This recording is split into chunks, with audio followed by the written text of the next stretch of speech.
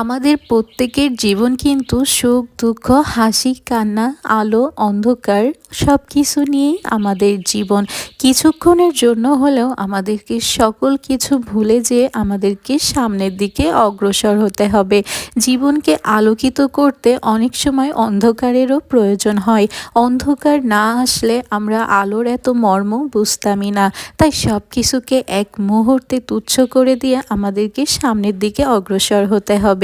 আসসালামু আলাইকুম এভরিওয়ান, কেমন আছেন সবাই?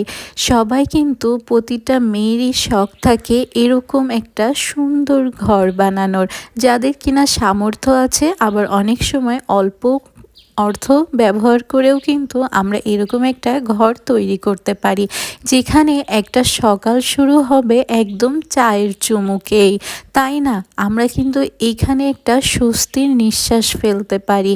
আমি জানি প্রতিটা মেয়ে কিন্তু এরকম একটা জায়গা খুবই পছন্দ করে। আর হচ্ছে এরকম একটা প্লেসে বসে আপনারা যদি আপনাদের সকালটা শুরু করেন তাহলে কেমন হবে বলুন তো?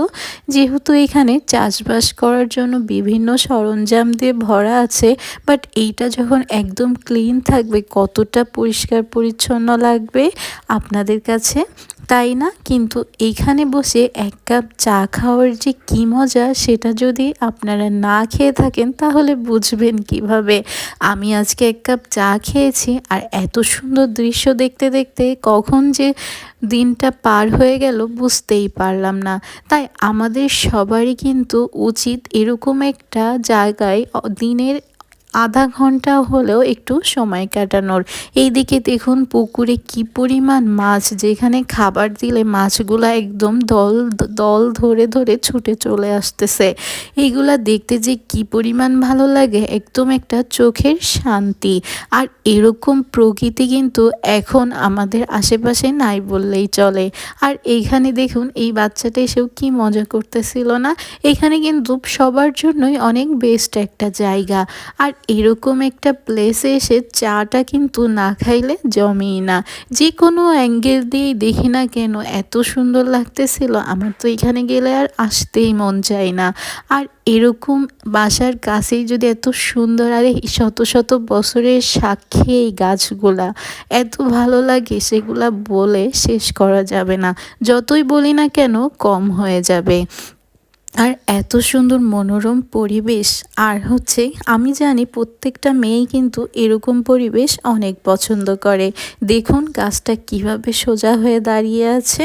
তো কথা বলতে বলতে তো অনেক কথাই বলে ফেললাম, তাই না? কেউ কোনো কিছু মনে রাখবেন না। আর ভিডিওটা ভালো লাগলে একটা লাইক ফলো শেয়ার দিবেন। অনেকবারই হয়তো বা আমি এরকম এই জায়গাটা দেখিয়েছি, বাট আজকের ভিডিওটা টোটালি অন্যরকম। যেহেতু এখানে এই গোলপাতার ছাউনি দিয়ে এত সুন্দর একটা ঘর তৈরি করা হয়েছে। আর এরকম ঘর কিন্তু আমার অনেক পছন্দ। আপনাদের কার কার পছন্দ অবশ্যই কমেন্ট বক্সে জানাবেন। আজকের ভিডিওটা কেমন লাগলো আপনাদের কাছে? আর ভালো লাগলে শেয়ার করে দেবেন। এখানে ছিল মিষ্টি কুমড়ার বীজ, আর এইগুলা হচ্ছে পেঁয়াজ রসুনের গাছ। আস্তে আস্তে পথে দেখলাম। তো এই ছিল আজকের আমার ভিডিও। চলে গেলাম। আল্লাহ হাফেজ। সবাই ভালো